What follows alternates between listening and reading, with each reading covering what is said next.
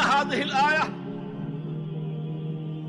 فيها وعید شدید،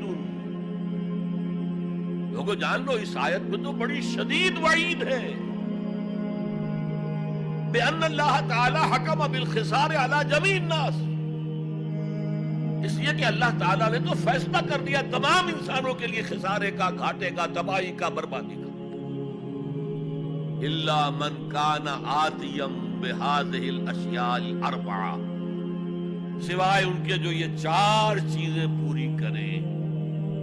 وہی الایمان والعمل الصالح والتواصی بالحق والتواصی بالصبر.